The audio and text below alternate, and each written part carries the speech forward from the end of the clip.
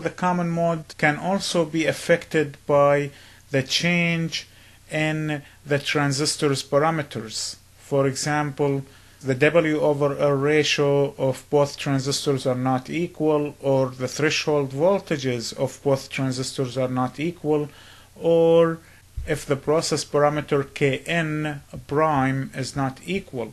These can happen because of the variation in the fabrication process can also be different. So what happened is we have transistor parameters are different.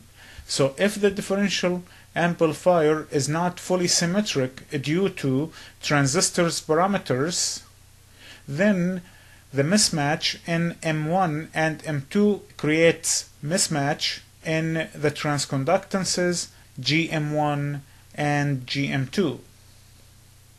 But we also know that the AC current of transistors M1 and M2 are given as ID1 will equal to GM1 times VGS1, so that can be equal to GM1 times V common mode minus VP, where VP is the source, and ID2 will equal to GM2 times VGS2, which equals to GM2 times V common mode minus VP. So over here we said that the gates and the sources of both transistors are the same, but the transconductances are different. We also know that if we add the currents ID1 and ID2, that should be the same current going through the resistor RSS, so that will equal to VP over RSS. And we also know that ID1 plus ID2 will equal to GM1 plus GM2 times V common mode minus VP. That's basically by substituting for ID1 and ID2 in terms of GM1 and GM2. Then we can solve for VP, which is the voltage of the source, and the voltage of the source will equal to GM1 plus GM2 times RSS over GM1 plus GM2 times RSS plus 1 times the V common mode. Now we can solve for Vout1 and Vout2 to solve for Vout. Vout1 will equal to minus ID1 times RD. Keep in mind that this is the AC gain, so this will equal to minus GM1 times V common mode minus VP times RD. Then Vout1 will equal to minus GM times RD over GM1 plus GM2 times RSS plus 1 times V common mode.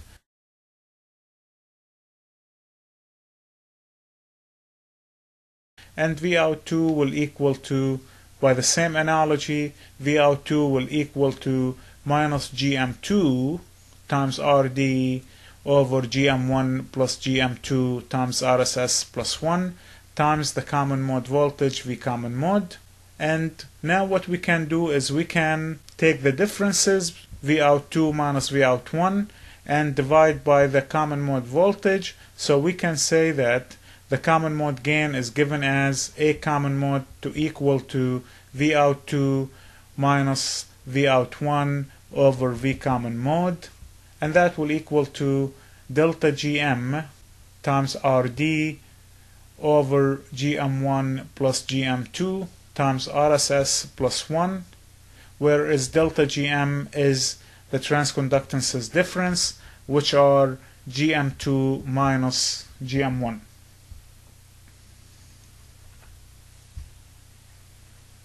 Let's talk about the common mode rejection ratio. First of all, it is industry standard, and it is defined as CMRR, common mode rejection ratio, is basically the differential gain, which is AD, over the common mode gain, which is ACM.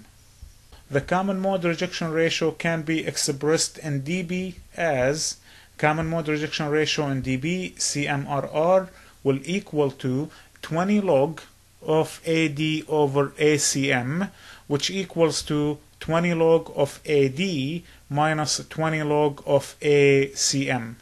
keep that in mind. The common mode gain is undesired. We do not like to have a large common mode gain because it lowers from the quality of the actual signal. So what we like to see is a very large common mode rejection ratio. We would like to see the gain of the signal is very large compared to the common mode gain. Or basically the common mode rejection ratio got to be as large as possible. The common mode rejection ratio in dB is defined as 20 log of AD over A common mode, or basically it will be 20 log of AD minus the 20 log of A common mode. Remember that when you take the log of two terms divided, you basically subtract the two logs, so that's what we have. Usually the common mode gain is bad, so we would like to make it as small as possible, or we like to make the common mode gain less than 1. Then this negative term becomes positive and the common mode rejection ratio approaches a large value. That is desired, to make the common mode rejection ratio to be as large as possible, which means that we reject the common mode gain but we enhance the differential gain. So the common mode rejection ratio got to be as large as possible.